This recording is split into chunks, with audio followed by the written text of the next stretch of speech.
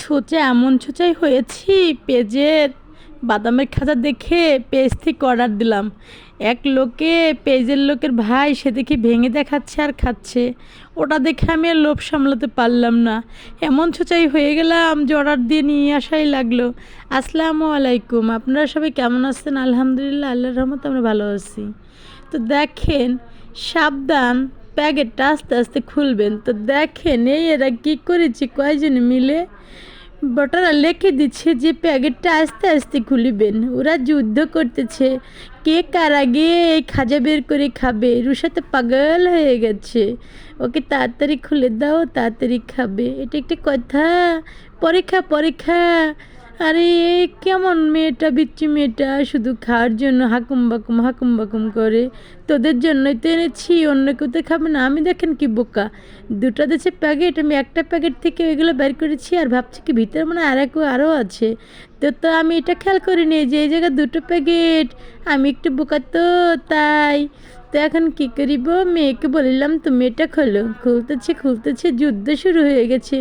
মনে হয় কি সে কী যুদ্ধ, সৈনিক ভাড়া করে আনতে হবে। তো দাঁড় কাজে কোদাল ব্যবহার করিতেছে এরা। এরা খুলতেই পারে না, আমি কিন্তু মিনিটেই খুলে ফেলতাম। তো আমি যেহেতু ক্যামেরা করতেছি, তো কিভাবে আমি ধরবো? আমার হাত দুটো, 10টা হাত তার না যে 10টা হাত আল্লাহর কাছ থেকে হালাতে এনেছি, 10 হাত দিয়ে কাজ করব। যাই হোক, শৈশবটা কিন্তু আমার অনেক ভালো কাটতো এসব দিয়ে। দেখেন, এটা কিন্তু আগে ফ্রিজ টিভি কিনলে এটার ভিতরে থাকতো, এখন আর দেয় না ফ্রিজ টিভির ভিতরে। এটা এখন খাবারের ভিতরে যাই অর্ডার করবেন তার ভিতরেই ফোমেরগুলো থাকে। শৈশবে কিন্তু আমরা অনেক সুন্দর টাস টাস করে ফুটাতাম, আমার যে কি ভালো লাগে।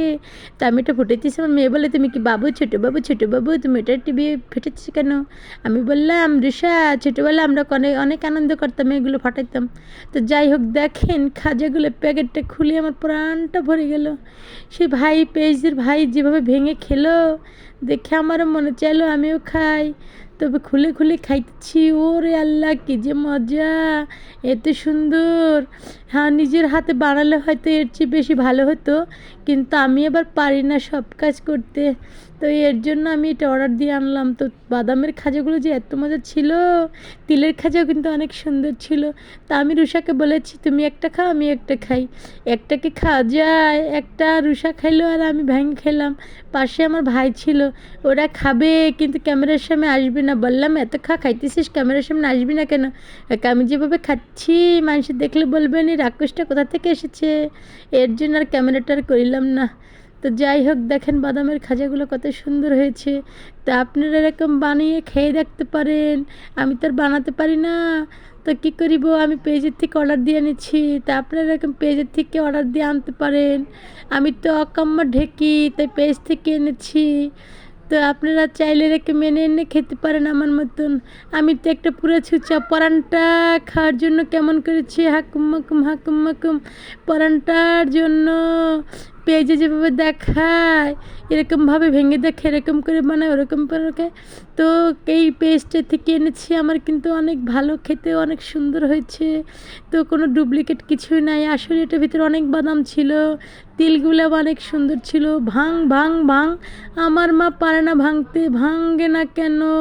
বলেছে একটা হাতুড়ানো, হাতুড় দিয়ে ভাঙে। পরে আমার মা হেসে দিয়ে বললো আরে বোকা মেয়ে, না হাতুড় দিয়ে ভাঙা লাগবে না, হাত দিয়ে ভাঙি। তো সবাই কিন্তু দেখেন একটাকে ভেঙে টুকটুক করে খেয়ে নিলাম। তো খেতে কি মজা ছিল, বাদামগুলো চাবান দিলে অনেক মজা লেগেছে। আমার গালটার ভিতরে মিষ্টি মিষ্টি একটা ভাব, রসগোল্লা ফেল। তো যাই হোক, আপনারা সবাই ভালো থাকবেন। আমি খেতে খেতে কিন্তু দরজার কাছে চলে এসেছি দেখেন। তো সবাই ভালো থাকবেন, আমার জন্য দোয়া করবেন।